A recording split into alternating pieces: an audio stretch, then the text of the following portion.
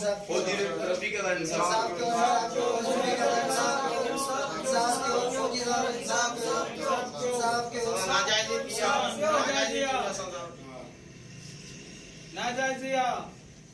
छा मसलो थियो आवा साईं मूंसां मसलो इहो थियो आहे त हे महीनो पहिरियां मूं ॾे आया न चवनि पिया भतो ॾे मूंखे ₹1,00,000 रशीद हुजणु हसनैन हुजणु फ्याज़ हुजणु आशू हुजणु मूंखे चयो ₹1,00,000 ॾे मां ग़रीब माण्हू आहियां मां तव्हांखे ₹1,00,000 काॾो ॾियां हुन चयो अगरि तूं असांखे पैसा न ॾींदे त असां तोखे कंहिं न कंहिं खाते में फासाईंदासीं उन खां पोइ हे अलाए किथां मायूं वठी आया आहिनि कराचीअ में अलाए किथां हिन जी हिकिड़ी गैंग आहे जेके माण्हुनि जे घरनि में ज़बरदस्ती मायुनि खे मोकिले ऐं उतां नंबर वठी उन्हनि खे ब्लैकमेल करे पोइ उन्हनि मूंखे ब्लैकमेल कयो आहे 15 ॾींहं पूरा चयूं असांखे पैसा ॾे न त असां तोखे कारे केस में इल्ज़ाम में हेठि असां कुझु कराईंदासीं फ़ैसिलो वठंदासीं तोखां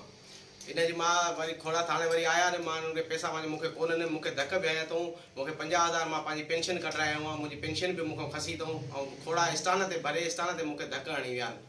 निशान लिखा कड़ा मूंखे धकनि सां सॼा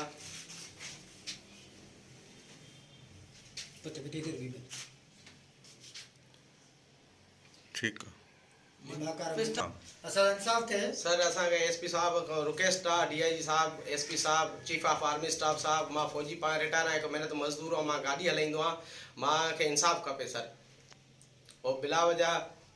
मूं ते इलाही धमकियूं था ॾियनि हाणे बि इलाही आया आहिनि घर अची धमकियूं ॾेई विया आहिनि मां FIR कराई आहे उनजे बावजूद का अरेस्ट माण्हू अञा ताईं न थियो आहे मुंहिंजो इंसाफ कयो